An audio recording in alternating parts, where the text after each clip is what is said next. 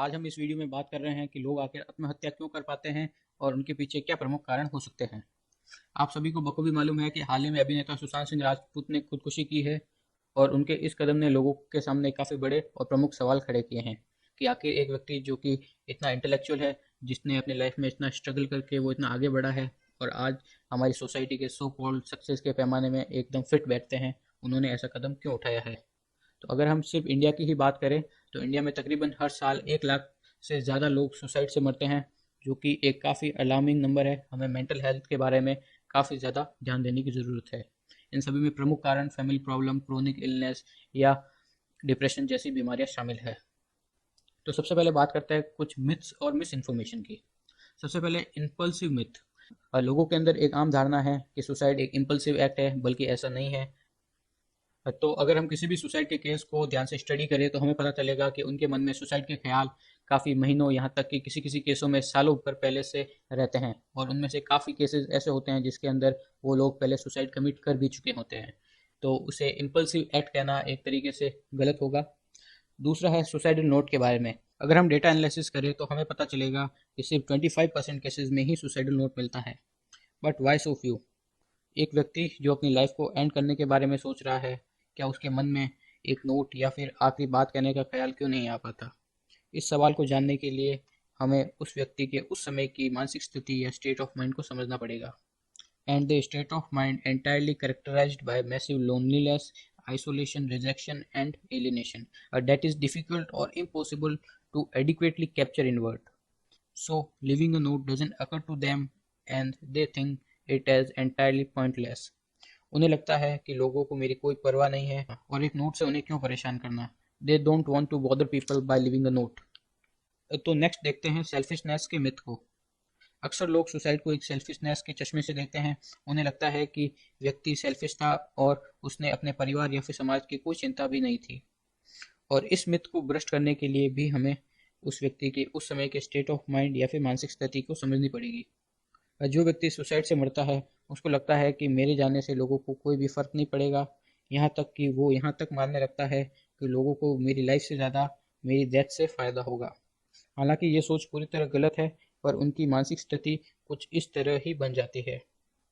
और अक्सर लोग एक्सेसिव ड्रिंकिंग, स्मोकिंग, ड्रग्स को भी स्लो सुसाइड के नज़रिए से देखते हैं।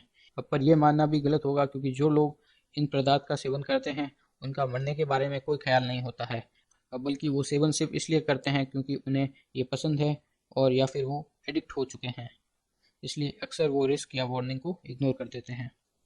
अब पर आज के समय में सुसाइड्स काफ़ी ज़्यादा बढ़ चुके हैं। ये इकोनॉमिक्स टाइम्स का आर्टिकल है। आप देख सकते हैं कि सिर्फ लॉकडाउन में ही सुसाइड की रेट काफ़ी बढ़ चुकी है। इस लॉकडाउन में अब तक 300 से ज़्यादा सुसाइड्स हो चुके हैं और ये नंबर स्टूडेंट्स के अंदर अलार्मिंग रेट से बढ़ रहा है।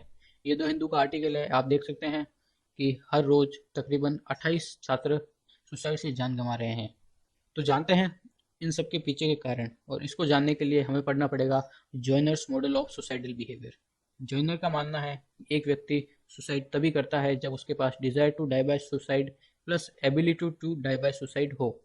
तो इस वेन डायग्राम से आप समझ सकते हैं desire to die by suicide दो फीलिंग्स से आती है। एक, जब आप अपने आप को बहुत ज़्यादा अकेला महसूस करते हैं, और दूसरी, जब आप अपने आप को समाज के ऊपर एक बर्डन के रूप में देखते हैं। इससे डिज़ायर फॉर सुसाइड पैदा होती है।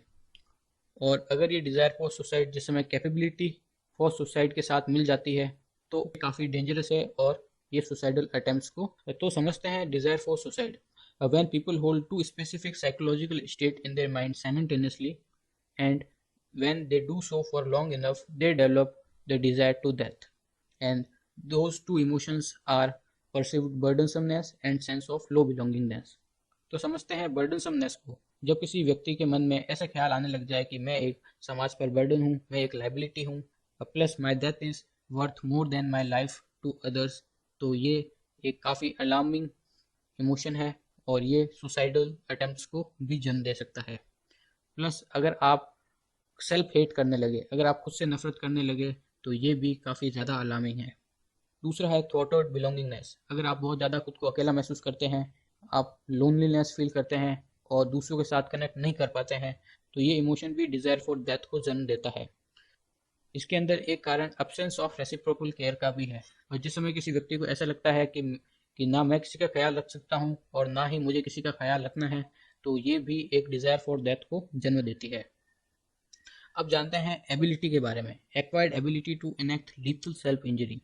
Self preservation is a powerful enough instinct that few can overcome it by force of will. Self preservation एक काफ़ी पावरफुल इंस्टिंक्ट है और इस विल से ही लोग अपने आप को सुसाइड से बचा पाते हैं। और कुछ के अंदर फियरलेसनेस की और खुद को इंजरी पहुंचाने की एक एबिलिटी डेवलप हो जाती है, एक इंस्टिंक्ट डेवलप हो जाती है, जिसकी वजह से वो खुद को हार्म कर पाते हैं। तो जानते हैं इन कैपेबिलिटीज़ के बारे में। First, lowered fear of death. जिस समय किसी व्यक्ति को मरने का डर ही खत्म हो जाए तो वो सुसाइडल अटेम्प्ट्स करने के चांसेस और ज़्यादा बढ़ जाते हैं। दूसरा है एलिवेटेड फिजिकल पेन टॉलरेंस। जिस समय एक व्यक्ति अपने आप को बार बार फिजिकल पेन दे रहा है और वो उसे टॉलरेट कर पा रहा है, तो ये भी सुसाइडल अटेम्प्ट्स को जन्म दे सकता है। Next is family history of suicide. अगर किसी परिवार में पहले ही सुसाइड हो चुके हैं तो भी काफ़ी चांसेस है कि आगे की जनरेशन्स भी सुसाइड कर सकती है, फीलिंग आ जाए। And other two are previously attempted suicide and childhood maltreatment. So guys, this is the end of video. Thanks for watching. I hope you liked it. If then, like, share and subscribe. Thank you.